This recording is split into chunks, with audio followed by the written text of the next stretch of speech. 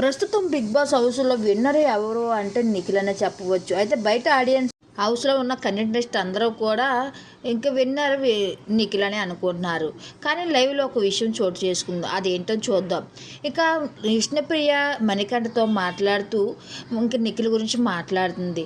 అయితే big boss హౌస్లో ఎంతో బాగా గేమ్ ఆడిన నిఖిల్ ఏంట్రా అలాగైపోతున్నాడు, తన గేమ్ ఏంటి, తన మాట తీరేంటి, తన ప్రవర్తన ఏంటి, రోజుకు రోజుకి అన్నీ మారిపోతున్నాయి, తను ఏం చేస్తున్నాడో తనకు అర్థం అవ్వలేదు అని చెప్పుకుంటూ వచ్చింది. ఇలా ఉంటే మాత్రం తను గేమ్ ఆడి గెలవడం చాలా కష్టం, విన్ అవ్వడం కూడా చాలా కష్టం.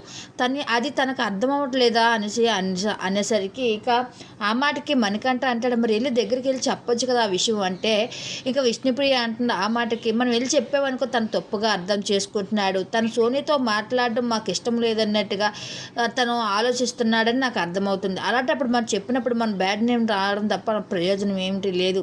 అందుకే మేము వెళ్ళి చెప్పట్లేదు. కానీ నేను అన్నది ఒకటే నిజం, సోనియాతో ఇదే ఫ్రెండ్షిప్ క్లోజ్ చేశాడనుకో, కంటిన్యూ చేశాడనుకో, తను విన్ అవ్వడం చాలా కష్టం. తన గేమ్లో ఉండకుండా నేను ఎందుకు బయటకు వచ్చేసానో తెలుసా, తను సోనియాకి మాటలకి ఫేవర్ అయిపోతున్నాడు, పక్కోళ్ళు చెప్పింది ఏమీ వినడం లేదు. అలాంటప్పుడు విన్ అయ్యి గెలవడం చాలా కష్టమని నాకు అర్థమైపోయి ఈరోజు నేను గేమ్ నుంచి సైడ్ అయిపోయానంటూ విష్ణుప్రియ మణికంఠతో చెప్పుకొని రావడం జరిగింది. ఇదంతా లైవ్లో చోటు చేసుకున్న సంఘటన చెప్పవచ్చు.